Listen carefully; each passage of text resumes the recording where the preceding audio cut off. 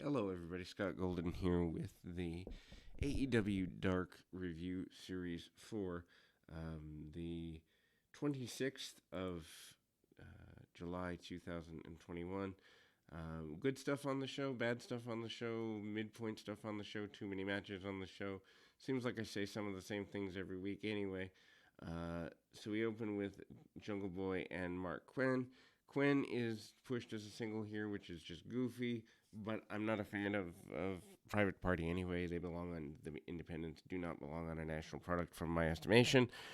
Some people consider this the battle of the future, but it's kind of like comparing ice cream and horse manure in a lot of ways, in the sense of Jungle Boy does have something, Quinn has something if you want to perform in front of 400 people in a VFW hall.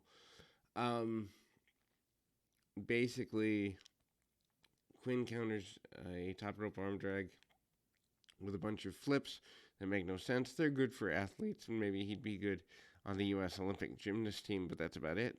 And Jungle Boy is in control for the majority of this. Marco Stunt distracts the referee. Private Party goes for the gin and juice. Jungle Boy kicks out at the last possible second, wins with a submission via snare trap. Um,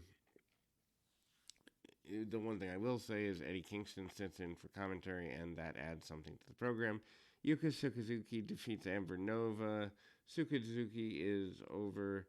And then match is a decent enough representation between the styles clash between Americanized women's wrestling and the more normal. Sukazuki gets a win and with an airplane spin goes up to 5-1 on the year. Thunder Rosa defeats Micah Madrid. This is Madrid's debut, Rosa's first match since signing her official contract with the company. She definitely gets a decent enough match. Madrid gets a few spots in to showcase offense, but nothing really a big deal here. Rosa is 20-2, submits her with the Peruvian necktie, and this is her 16th straight victory in a row. Luchasaurus defeats Jarrell. This is Luchasaurus winning with a whiptail in probably less than 2 minutes. Scorpio Sky defeats Fuego del Sol.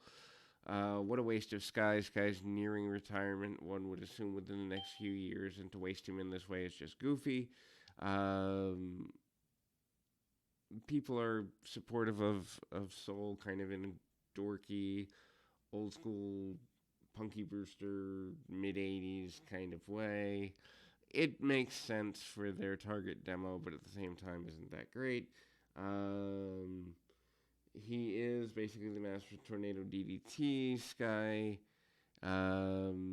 is a good heel. That's one thing that is so frustrating about him being wasted. I will say Soul does a really good job of selling, and Sky is 11-1 and wins with a TKO. Angelico defeats Marco Stunt. What a waste of Angelico. He's got really unique, ultimate offense, and the fact that he's not being used to do something different is just goofy. Match between Hardy Family Office and Jurassic Express, Christian Cage, is highlighted here.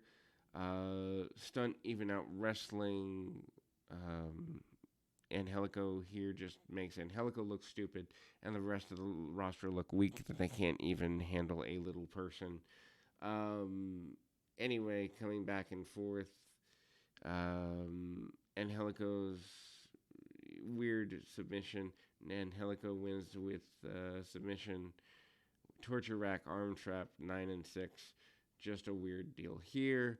Chris Statlander and Ty Conti defeat Maddie Randrowski and the Bunny. Bunny had a backstage interview earlier talking about feud with Statlander, and she wanted to rip her face off. That seems rather violent. Anyway, Conti gets a decent reaction coming out the entrance.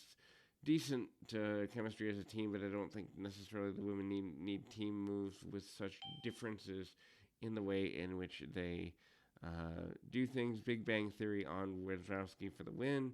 Wardlow and Bear Bronson. Weird that Wardlow was once on Dynamite with Jake Hager, and now he's just kind of falling down here. Wardlow defeating Bronson. Bronson is, I guess, okay. Anyway, Wardlow hits Bronson with the ref stoppage, spoils of war. Hager on commentary. Post match, they stare at each other again. They're going to face off again. And they're 1-1 with each other, so that makes logical sense. Lee Johnson with Dustin Rhodes defeats Luther. What a waste of Lee Johnson, who has an abundance of talent, and in the ring with a guy that's 50 plus is just stupid. Anyway, so the Luther tries to body slam Serpentico onto Johnson, but fails both times. Serpentico did not have a good time with this. Johnson 9-2 wins with a spinning splash, but doesn't exactly land well. Post-match, Miro appears to cut a promo and announce Johnson would be the next challenger for the TNT title. At least they're trying to do some underdog things with the TNT title still, which is one of the better parts of the program. Anyway, Eddie Kingston defeats Serpentico. Serpentico is selling the effects of the previous match, and Kingston dominates and throws Serpentico around. Serpentico works Kingston's left leg for most of the match. Kingston wins 18-6 with a back fist, and I guess that's good for Kingston. Not sure why he gets commentary and a match, but hey, it's AEW where we overbook things anyway. Lucha Brothers with Abraham Alajantes defeating Dark Order 5-10. Does that make them 15? Matches the return for Rey Fenix after being out with injury for several weeks. He and Angels begin the match, and I mean, ultimately, they do flip around pretty well. If you like Lucha, you'll like this. If you don't, well, then you can just skip it. Abrahantes and Penta are practicing the act of catching the glove, and catches better than it has been. Phoenix hits one of the cameras when he's going for a rebound off the ropes. Match is hot. The crowd likes it. Angels and 10 are decent enough here. I like Angels. Have never really liked 10.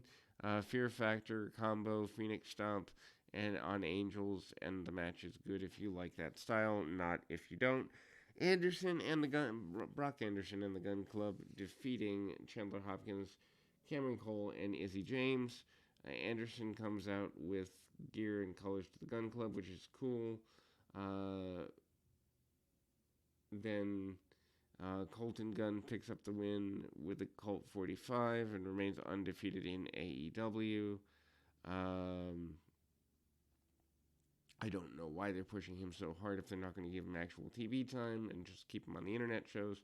Maybe they're actually going to pull the trigger on it sooner or later. Pac with Lucha Brothers and Alex Abrahantes defeating Chuck Taylor. Pac's first singles match back, and since his draw against Orange Cassidy, rematch between these guys, and they went at it last year on Dynamite. Back and forth match between the two. Crowd is into it. Pac wins with a Black Arrow, upping his record to 6-1-1. Post-match, Andrade appears with Chavo and confronting the Death Triangle, and they go to attack, but they decide against it and pick another spot for another time. Shorter show than normal. Overall, nothing that you have to see. Couple of talents that if you enjoy them, worth seeing, but a skippable show overall. Anyway, next up will be the review of Raw and more in the NXT series.